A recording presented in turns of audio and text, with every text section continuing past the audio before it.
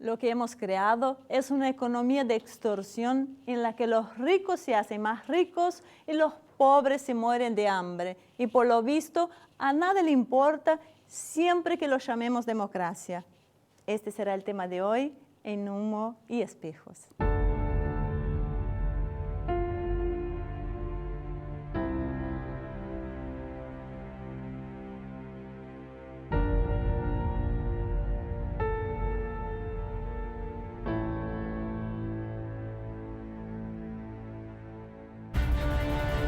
El farmacéutico es uno de los lobbies más influyentes del mundo.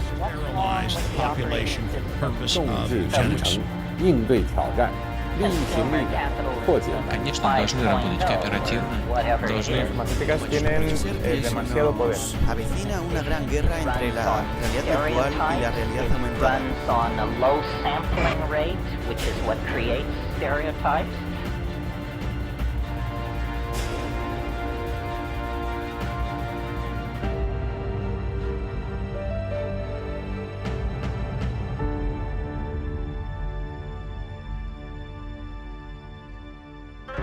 Bienvenidos a Humo y Espejos.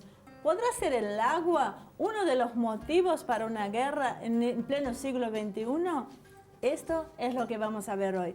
Así que Marcelo, ¿cómo estás? Decime sobre ese tema tan importante, ¿de qué vamos a tratar? Bueno, la intención es hablar del agua y no solo del agua, sino en realidad de la importancia geopolítica que tiene el agua y de la importancia que tienen los recursos naturales y cómo se están mercantilizando, cosas que deberían ser parte de un derecho humano, como el acceso al agua, que hoy se plantee seriamente que tiene que ser una mercancía y solo puede hacer para quien la pueda pagar. Y nos acompaña Jorge Kreines, secretario de las Relaciones Internacionales del Partido Comunista en la Argentina. Hola Jorge, ¿cómo estás? ¿Cómo estás? Muchas gracias por acompañarnos hoy. Gracias a ustedes. Jorge, decir que el agua es una mercancía, ¿resume conceptualmente el sistema que vivimos hoy? Bueno, hay una fuerte tendencia para que el agua sea una mercancía en sus distintos formatos. Especialmente hay una lucha estratégica por controlar los grandes acuarios, las grandes fuentes de agua dulce, agua potable, y cada vez se tiende en el sistema del capital a privatizar estas fuentes del agua. Es un recurso estratégico, hay quienes dicen que las próximas guerras serán por el agua. Hemos tenido en el Medio Oriente el caso de la ocupación por el Estado de Israel de las alturas del Golán, de donde el Estado de Israel obtiene el agua.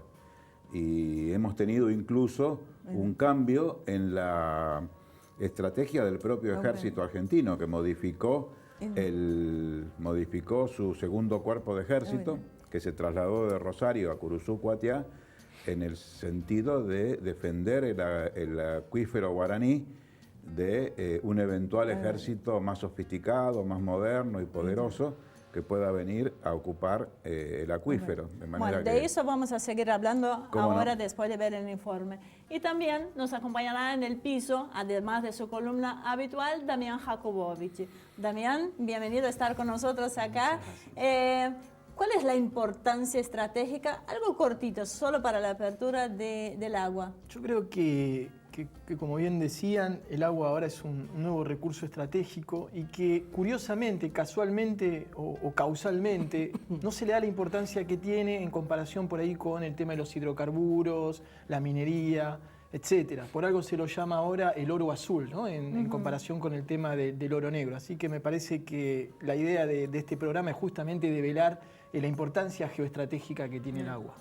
Muy bien, vayamos entonces a ver la primera parte del informe sobre la geopolítica del agua y ya volvemos enseguida.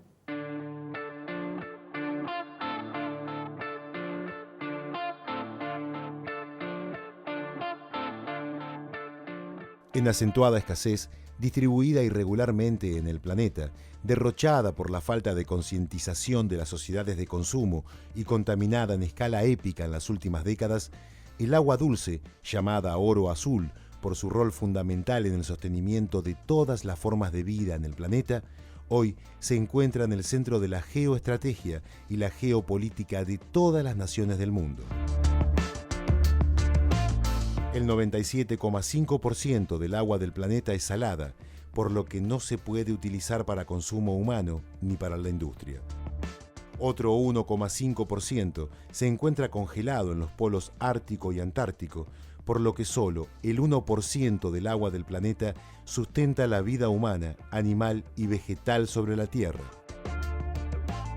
En 2010, las Naciones Unidas declaró el acceso al agua potable como un derecho humano. Sin embargo, el agua insalubre es la primera causa de muertes en el mundo.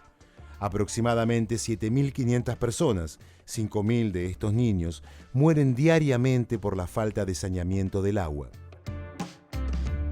2.600 millones de personas no tienen acceso a fuentes de agua sanas y más de 1.800 millones ven afectada el agua de uso cotidiano por materia fecal, plaguicidas y químicos de altísima toxicidad.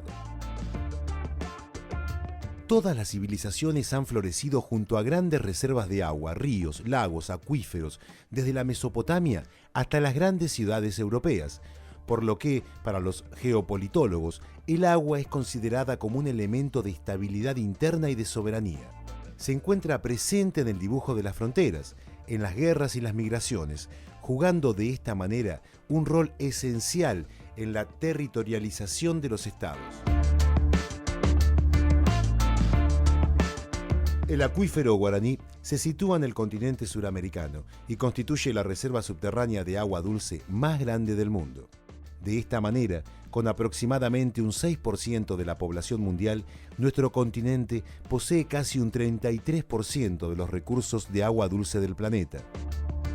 Con 3.100 metros cúbicos de uso de agua per cápita por año, la región duplica el promedio mundial.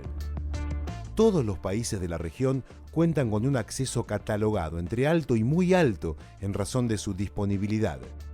Sin embargo, es importante señalar que la disponibilidad del recurso varía significativamente y presenta problemas relacionados a la desigualdad e inequidad de nuestra región.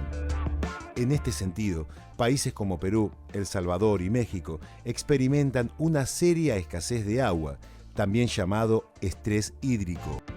Además del acuífero guaraní, que supera en tamaño a España, Francia y Portugal juntos, en América Latina hay grandes ríos como el Amazonas, el Orinoco o el Magdalena. Si a esto se suman las nieves eternas de las cordilleras y los glaciares del Cono Sur, América Latina dispone del 65% del agua dulce del mundo, según cálculos del Programa Ambiental de las Naciones Unidas, UNEP. Frente a este panorama, no es de extrañar la privatización de la administración del agua, así como su comercialización, se han vuelto uno de los objetivos clave de las multinacionales y la élite mundial. El caso del gigante Nestlé, líder mundial en el mercado del agua mineral, resulta de lo más esclarecedor. Mientras que millones y millones de personas no poseen acceso al agua potable, el gigante suizo presenta en la actualidad al menos una embotelladora en cada país. Poco tiempo atrás, el CEO de Nestlé, Barak Lemad, también conocido como el señor Nestlé, declaró: el agua es una materia prima y como todas ellas debe necesariamente tener un valor comercial, debe ser privatizada y comercializada. Y remarcó: el agua no es un derecho humano, es un negocio. En la peor sequía en California que se tenga memoria, Nestlé continúa embotellando agua, mientras que el gobernador implanta medidas de restricción de uso a toda la población e impone severas multas a los ciudadanos. La empresa no declara las cantidades extraídas y lucra utilizando millones de litros de agua para el proceso de embotellado y logística, negándose a pagar más de lo que acordó hace 20 años con el estado de California.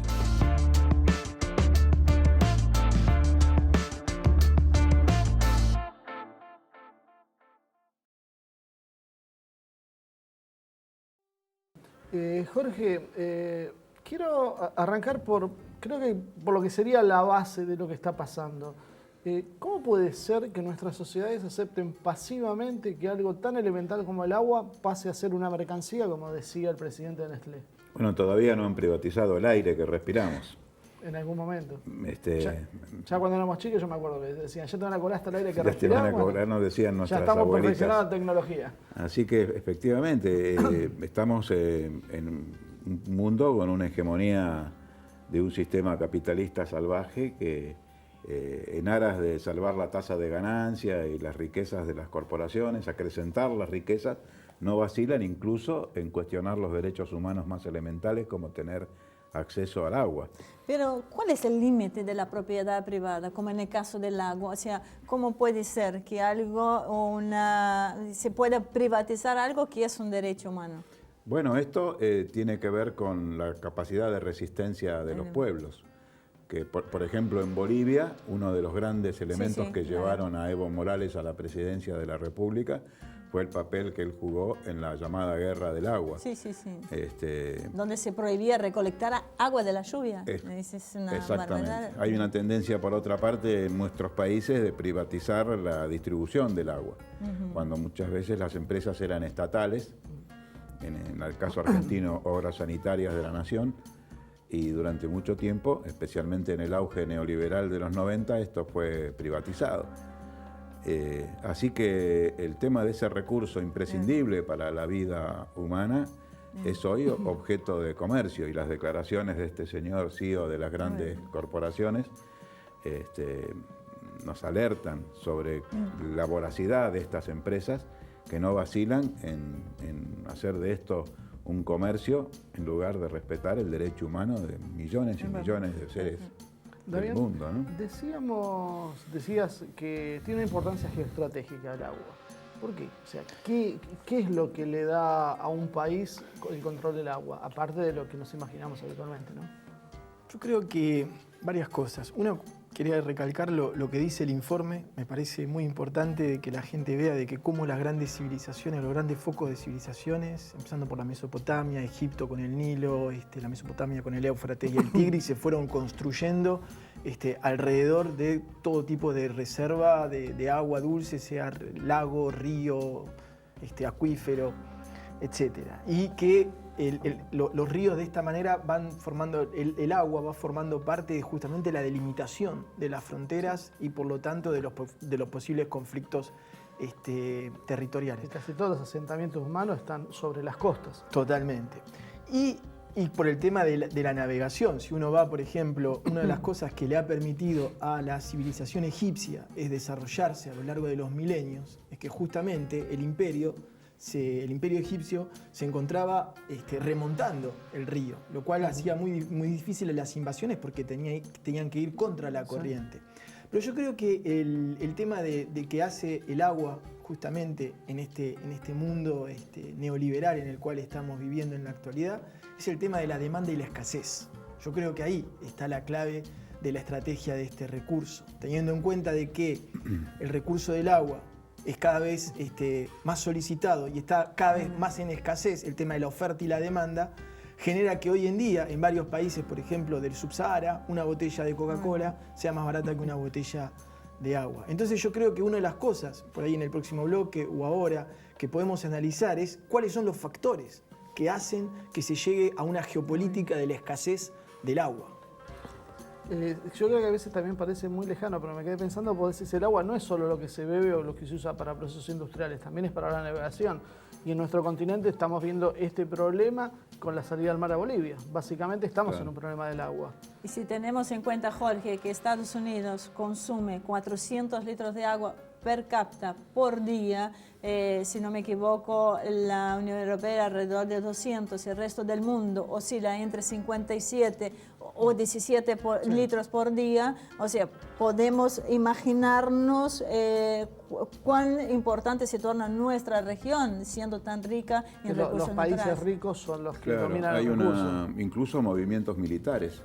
En este momento América Latina está infiltrada por una cantidad de bases militares de los Estados Unidos. Las hay 7 en Colombia, hay en Concón, al norte de Santiago de Chile, en Perú, en otros lugares hay una pista de aterrizaje que no es una base, pero en 48 horas puede transformarse inmediatamente en una base en Asunción del Paraguay, muy cerca, prácticamente adentro del acuífero, de la zona del acuífero guaraní. Y bueno, esto indica el valor estratégico que tiene el agua, los recursos acuíferos, y en ese sentido, bueno, uno ve cómo aquellos países que tienen más altos niveles de vida, por lo menos de una parte de la población, son los que más consumen este elemento, y cómo hay países que son castigados, como por ejemplo en la Franja de Gaza o en ciertas regiones del Asia, por ejemplo en el Sahara Occidental, donde llegar al oasis o llegar a poder acceder al agua es una verdadera lucha, ¿no?, cotidiana. Vos también decías que hay algunas razones. ¿Cuáles son? Yo creo que los ejes que hacen que el agua sea un producto cada vez más escaso son varios. El primero es que el agua, como bien decía el informe, es un recurso que es más o menos estable y hay un aumento demográfico galopante, sobre todo por parte de los países africanos, de Medio Oriente y asiáticos, lo cual ya hace que el mismo recurso cada vez se tenga que distribuir, cuando es que se distribuye, entre varias personas. Después, otro tema que hay, por supuesto, es el calentamiento global, ¿sí? Calentamiento que va justamente corriendo los flujos del agua, creando regiones secas, dando justamente el tema del agua, es lo que está dando lugar a un nuevo tipo de refugiado, que es el refugiado climático, que también es muy interesante. Entonces está el tema del calentamiento global. Después hay un tema cultural también. Nosotros en América Latina, que estamos mal acostumbrados, cuando viene la gente de África... No digas mal acostumbrados, yo ya me imagino lo que va a venir. Sí. Ya sé que tengo un gobierno y cuando nos dicen mal acostumbrados, enseguida nos acostumbran a nos racionar el agua. Lo que digo es que cuando viene gente, por ejemplo, de África, de regiones valora. Y ven que nosotros estamos ahí regando el agua, el auto con la manguera, cambiando la pileta 3 veces por semana, se agarran literalmente la cabeza cuando sabemos que hay gente que tiene que caminar kilómetros para ir a buscar. Entonces, ahora, siempre me pregunto con eso, ¿tiene sentido? Porque... ¿qué pasa? Nosotros potabilizamos el agua, ese agua termina en el río. Si yo ahorro agua, ¿voy a beneficiar en algo en una zona árida? No. En Brasil... Entonces ¿por qué se hace eso? ¿Por qué nos crea ese sentimiento de culpa? Porque justamente hay un tema de concientización y de falta de solidaridad. Después, el día de mañana, uno podría decir cuál es el deber de América Latina con las reservas de agua que tiene, ¿sí? Que si bien no es la más grande del mundo, porque la asiática es más grande, pero en cuanto a nivel de población... ¿sí? Bueno, el acuífero guaraní puede abastecer a toda la población mundial con 100 litros de agua per cápita por día. Entonces hay un tema que es cultural. Después hay un tema que es aprender a gestionar el agua, a reciclarla. Hay ciudades que han hecho milagros del reciclaje del agua. Y después también hay un tema que mucha gente no tiene en cuenta, es el cambio de costumbres alimentarias, ¿sí? El tema de que mucha gente haya salido de la pobreza o las modas que hay ahora y que yo saludo, que es el vegetarianismo. Sí, esto consume muchísimo costo de agua tremendo. Porque vos, Ivonne, decías cuánto consume per cápita el ciudadano estadounidense. Sí. Eso es correcto, pero lo que no se tiene en cuenta es que, por ejemplo, cuando el ciudadano estadounidense come carne, ¿sí? 1 kilo de carne en Estados Unidos lleva, desde que se empieza a regar el pasto para que la vaca coma, se alimenta el agua, se le da de tomar, son 2.400 litros de agua. Entonces, esa también es toda la suma, las costumbres alimenticias, y saludo también que la gente pueda comer más y mejor, pero también está creando un desfasaje respecto al abastecimiento del agua. O sea que estamos... Marcelo, vamos a dejar para el segundo bloque. La verdad que está muy interesante, hay varias preguntas en el tintero, pero vayamos a un pequeñísimo corte y ya volvemos.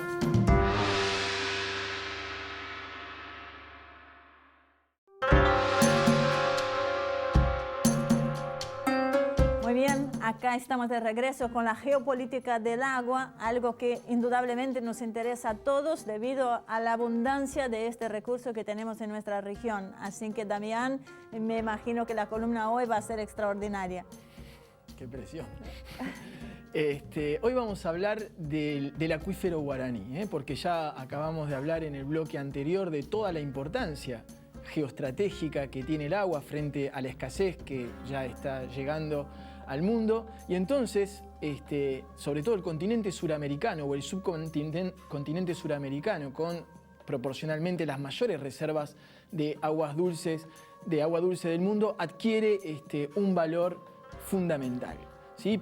Y teniendo en cuenta, además, de que para el 2025 la ONU anuncia que 2/3 de la población van a tener un problema ligado directamente al agua y que el acuífero guaraní, según el Instituto Nacional Argentino del Agua, afirma que puede dar agua diariamente durante 200 años a casi 6.000 millones de personas a razones de 100 metros cúbicos de agua per cápita. Es una fortuna lo que nosotros tenemos. Estamos sentados sobre una montaña de oro azul. Si vamos de nuevo a la siguiente placa, podemos observar que el acuífero guaraní está distribuido 71% para Brasil, 19% para Argentina, 6% para Paraguay y 4% para Uruguay. Una cosa, el acuífero guaraní, que si no me equivoco, tiene una característica que es que se va rellenando permanentemente, no como otros acuíferos que se tienden a agotar. Sí, correcto. El acuífero guaraní, y esto hace todavía más geoestratégico el valor que tiene esta característica. Entonces, si vamos a la siguiente placa, ahí me gustaría que la muestren porque vamos a entrar en la teoría del complot, ¿no? Que uno dice complot, sería imaginario, no sería imaginario, pero suponemos que el acuífero guaraní, que va a ser y que ya es tan codiciado por todo el mundo, porque lo que nosotros estamos diciendo no estamos inventando la pólvora, lo saben todos los expertos en geopolítica del agua y los que no son expertos también. Entonces, si uno tendría que suponer cuál podría ser la estrategia de una potencia extranjera, en este caso los Estados Unidos, para poder meter, como está ahí en el grafiquito, una mano sobre nuestro acuífero y nos ponemos en la teoría del complot y nos vamos a dar cuenta que no es tanto complot, nos damos cuenta que el acuífero guaraní tiene una característica que lo favorece y otra que lo desfavorece, que es que se reparte entre varios países y que tiene casi su centro, ¿sí?, debajo de la triple frontera. Y ahí entramos en un tema clave. Si vamos al siguiente mapita, la gente va a poder ubicar la triple frontera para que vean bien dónde queda. Estamos hablando del punto tripartito que comparten Paraguay, Brasil y Argentina. Entonces, tenemos que este punto tripartito genera el siguiente problema. Estados Unidos, desde los atentados que hubo en el 92 a la embajada de Israel, ahí podemos ver el mapa de donde queda la triple frontera, y tenemos el siguiente problema. Entonces Estados Unidos dice cuál es la mejor manera de poder poner un pie en territorio latinoamericano y sobre todo sobre el tema de las reservas acuíferas. Entonces tenemos el tema de la triple frontera. En el año 92, ¿se acuerdan? Fue el atentado a la embajada de Israel. En el año 94 la AMIA. 2011 pasa el tema de los atentados a las Torres Gemelas en Estados Unidos y empieza la teoría de que en la región de la triple frontera hay células durmientes yihadistas. Porque una de las características que tiene la triple frontera es, como toda frontera, tiene problemas de seguridad, problemas de contrabando con comercio de armas, problemas de narcotráfico, pero además la triple frontera tiene una característica de que el 5% es de población árabe. Inclusive, Damián, se han elaborado teorías en los Estados Unidos que desde el punto de vista del derecho internacional público pretenden ubicar las triples fronteras como zonas internacionales, es decir, no gobernada por los tres países que confluyen en ese lugar, sino declarar las zonas internacionales, de manera que se puede aprovechar esta multiplicidad de leyes, de estados y demás en esos lugares para facilitar la tarea de aquellos países extra locales, extra acuífero guaraní en este caso, para adueñarse de esas riquezas. Y como muy bien dice, con la excusa del terrorismo, con el viejo truco de que si ustedes no pueden asegurar la seguridad de vuestro territorio y de vuestras reservas, como le ha pasado a Colombia con el tema del narcotráfico y las guerrillas, entonces lo vamos a tener que hacer nosotros. Preocupa de sobremanera, por ejemplo, el último acuerdo firmado entre el presidente estadounidense Barack Obama y el presidente argentino Mauricio Macri, donde se empiezan a hablar de maniobras militares conjuntas en la triple frontera. Hay que estar realmente muy atento a ese tipo de cosas. La triple frontera es verdad que tiene problemas de seguridad, como los tiene todos los problemas fronterizos, pero también es verdad que con la excusa del terrorismo, del yihadismo internacional, del contrabando y del comercio de armas, podemos decir de que ya las potencias extranjeras, y en este caso Estados Unidos, ya empieza a tener maniobras militares en nuestra triple frontera, empieza a tener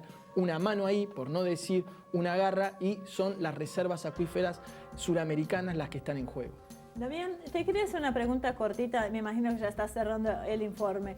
En Brasil, yo lo noté en el último viaje con mi familia, que hay cierta obsesión con el cuidado del agua. O sea, ya nos están preparando a futuro, porque teniendo nosotros una de las mayores reservas, el acuífero Guaraní, siendo la mayor parte para Brasil, ¿cómo puede ser que hoy, está bien, quizás sea una pregunta muy local, hay determinadas ciudades de Brasil que están con problemas de agua, que más me parece un problema de gobernabilidad, sí, que falta de recursos. De las infraestructuras que no se Pero crean. los medios de comunicación nos están metiendo el cuidado del agua. Yo creo que está habiendo una concientización a nivel mundial por el tema del agua, y eso me parece positivo, el tema de cuidar el agua, de cuidar nuestros recursos naturales, de cuidar el medio ambiente. También es verdad lo que decís vos, Marcelo, y lo que decís vos, Ivonne. También una cosa es tener el mayor recurso acuífero del mundo proporcionalmente, y otra cosa es saber gestionarlo correctamente, tener las infraestructuras de distribución que corresponden. Son dos cosas totalmente diferentes. Uno de los grandes desafíos seguramente de América Latina, además de poder defender los recursos del agua, es saber aprender a gestionarlo correctamente. ¿Cuál es el rol que tienen que tener las empresas privadas frente a la distribución del agua? Argentina ha tenido una experiencia bastante complicada en ese sentido. Las empresas privadas pueden aparecer como apoyo de los estados, habrá que discutirlo con empresas mixtas, pero seguramente el problema del agua es un problema geoestratégico fundamental, porque finalmente, y esta es la síntesis, el problema del agua es un problema civilizatorio. Los internacionales del PC de Argentina, con la compañía de Damián Jakubowicz, tratando sobre la geopolítica del agua. Jorge, habíamos quedado en el bloque anterior para hablar sobre la tecnología. Decime algo sobre la tecnología del fracking. Bueno, el fracking consiste en obtener gas y en algunos casos también petróleo de profundidades muy intensas, es decir, 2.000, 3.000 metros bajo tierra. Sobre la base de fracking, quiere decir fracturando. Ya hay una tecnología para fracturar las rocas, de manera que se produzcan dentro de ella, para decirlo en lenguaje cotidiano, rajaduras, y que a través de esas rajaduras fluya el gas hacia arriba. Es la introducción de una cañería a 2.000, 3.000 metros de profundidad, y de la punta más baja de la cañería salen otros caños que lanzan gigantescas cantidades de agua muy fuertemente para lograr romper las rocas. Eso es lo que tritura la roca y desprende de adentro.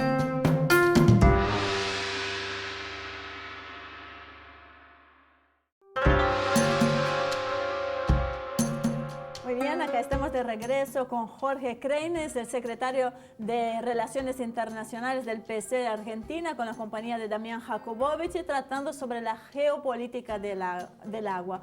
Jorge, habíamos quedado en el bloque anterior para hablar sobre la tecnología. Decime algo sobre la tecnología del fracking.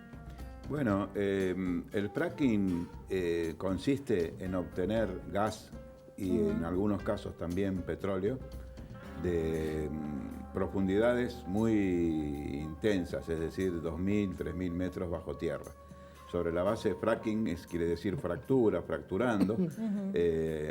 Ya hay una tecnología para fracturar las rocas, de manera que se produzcan dentro de ella, para decirlo en lenguaje cotidiano, rajaduras, y que a través de esas rajaduras fluya el gas hacia arriba.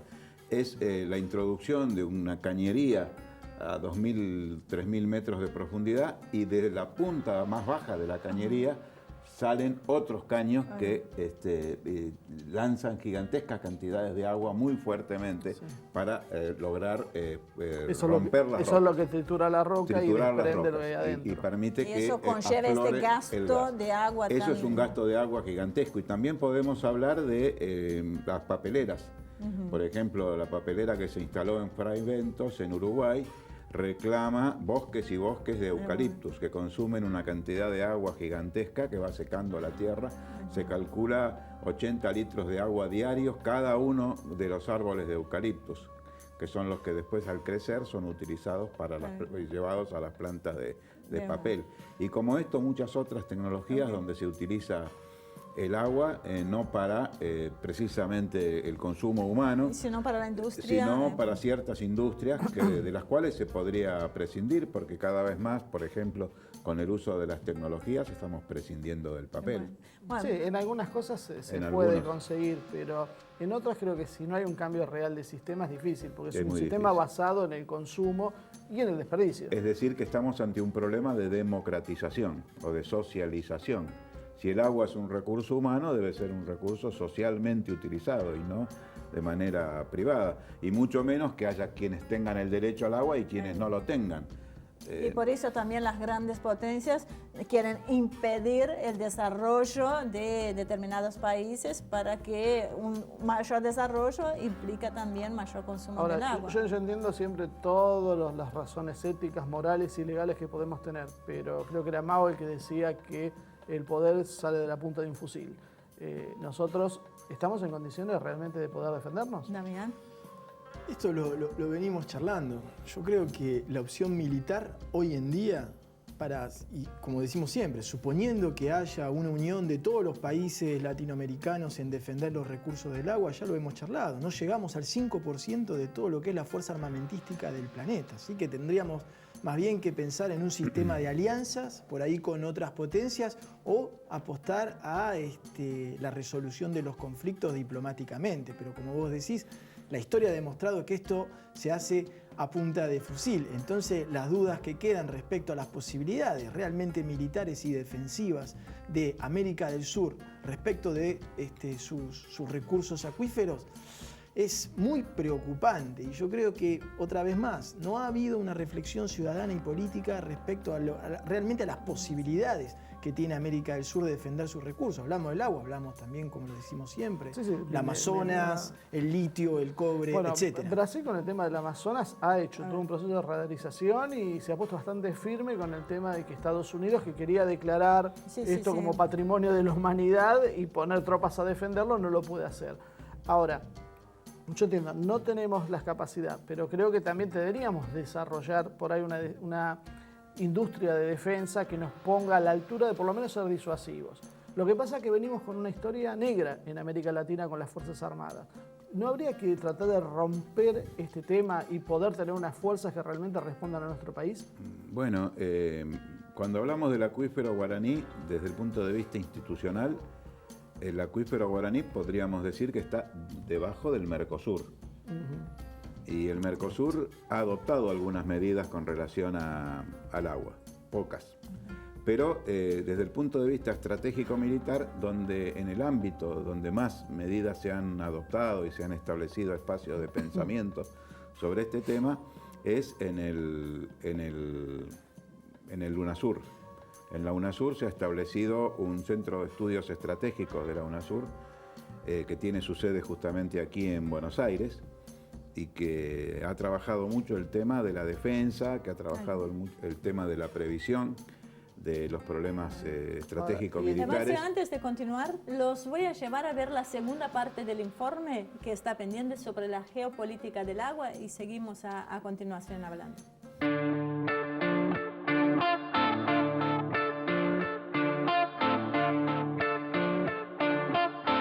Más cerca, en nuestra región, las guerras del agua son el comienzo de nuevas realidades.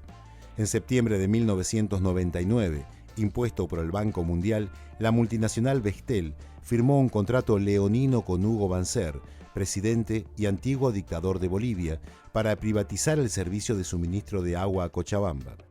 Los más pobres se quedaron literalmente sin agua, porque la empresa estadounidense Bechtel elevó las tarifas un 130%, y la población decidió tomar las calles cuando la ley les prohibió recoger agua de lluvia.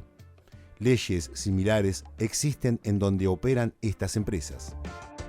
Estas acciones culminaron en las protestas de la Guerra del Agua de 2000.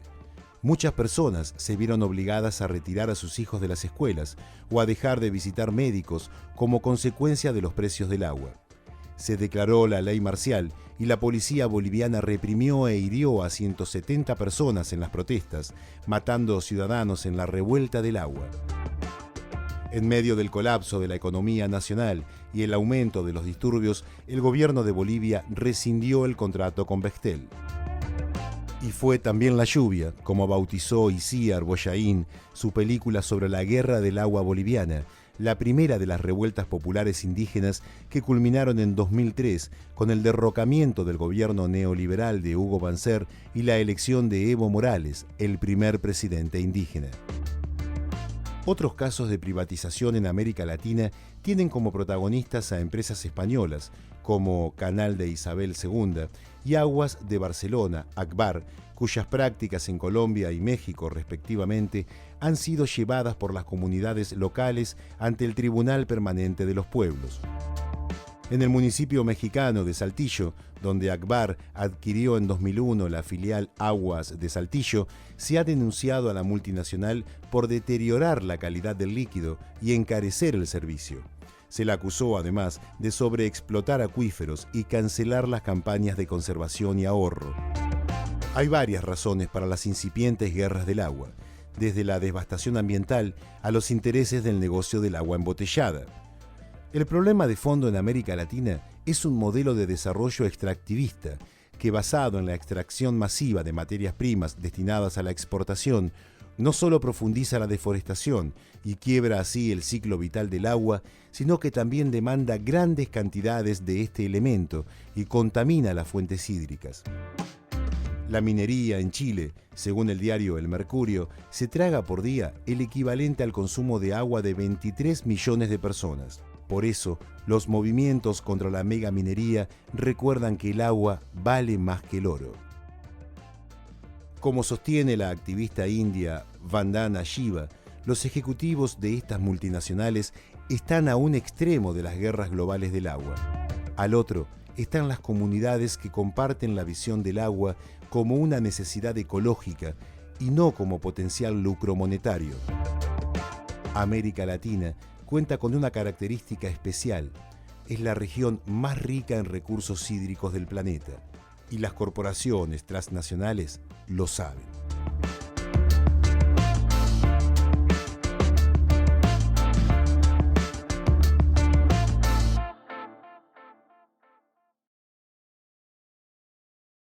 A veces parece un poco recurrente, pero siempre terminamos en el mismo discurso. El neoliberalismo está produciendo muchos males. Estamos hablando antes de ir al informe de la necesidad de defender la región a través de la UNASUR. Sabemos que esta nueva oleada neoliberal probablemente va a dinamitar todas estas instituciones, o por lo menos las debilitará. También sabemos que todo este proceso de producción, como se está encarando, sirve para contaminar los recursos, porque no cuida sino destruye con el fin de maximizar las ganancias. ¿Cómo se puede pensar esta situación? ¿Cómo hay que repensar el modelo productivo que pueda servir para la Argentina y para la región? No sé, ¿quién quiere empezar? Esto depende mucho de las situaciones políticas, evidentemente.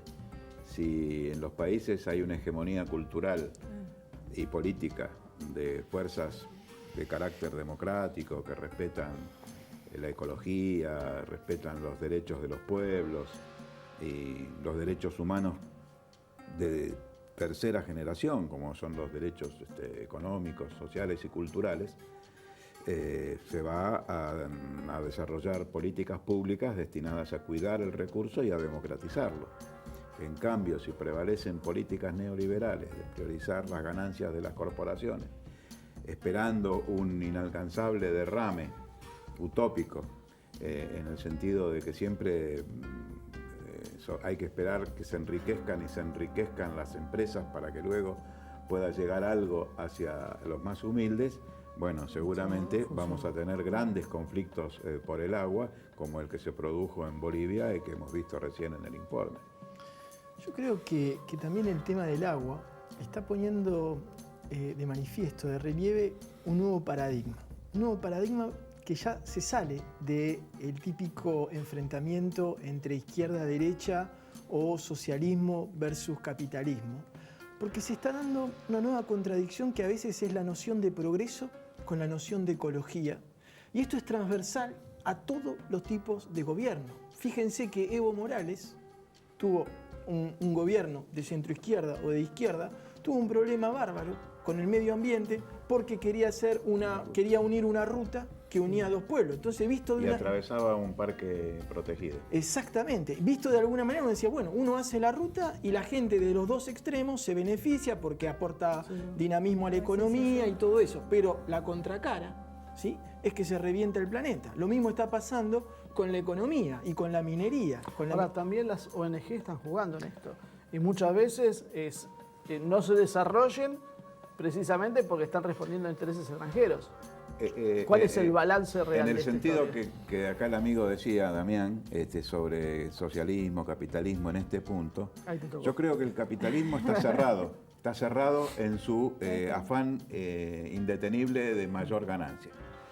En cambio, podemos pensar en un socialismo que incluya como nuevos problemas estos temas de la ecología, como otros que no tienen que ver con el sentido de este programa, pero el tema del feminismo y otros factores, de manera de complejizar el conjunto de demandas de la sociedad, que podrá llamarse socialismo moderno, actual, sí, quizás o como habría fuere. que repensarlo, como dice Damián, claro, las experiencias no han sido muy buenas. En Europa Oriental se contaminó mucho, China es un desastre la situación. Sí, y además hay que entender el planteo de que vos podés tener una persona que, por ejemplo, te puede decir, mira, este proyecto minero le va a dar trabajo. Supongamos que se redistribuya todo, supongamos eso, que haya una empresa buena, un Estado bueno que tenga la minería y que decida redistribuir, ¿no?, los ingresos que le da la minería. Por lo menos que tenga retención. El precio que hay que pagar por eso es reventar el planeta. No digo ni que sí ni que no, digo claro, que pero es tampoco un podés paradigma. caer en eso utópico de, bueno, dejemos la madre tierra que conserve sus riquezas pero mientras la pienso gente que se muere de hambre. como dice el amigo, hay que realmente repensar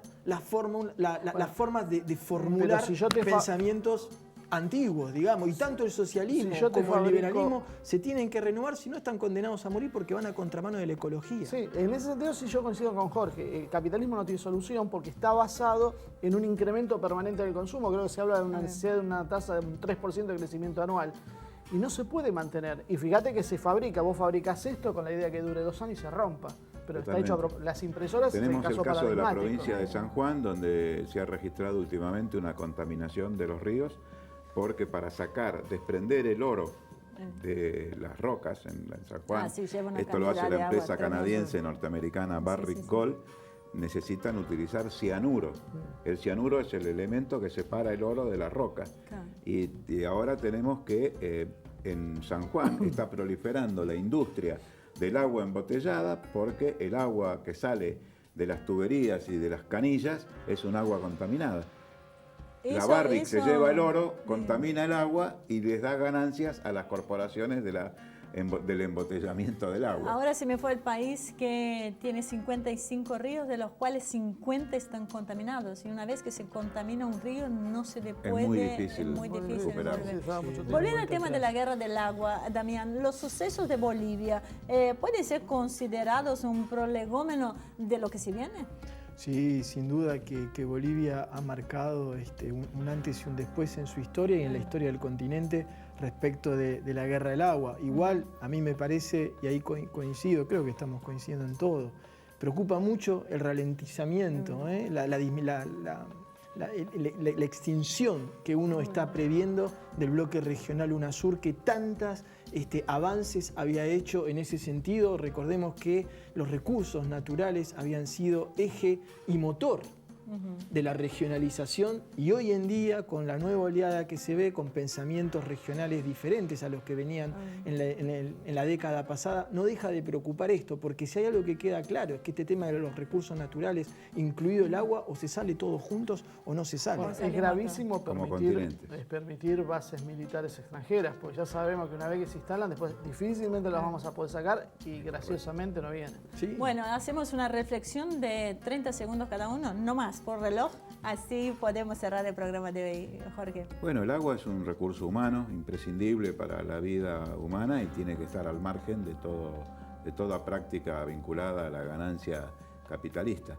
De modo que la protección del agua es un elemento de la ecología y del medio ambiente imprescindible en cualquier sociedad democrática futura que pretendamos construir.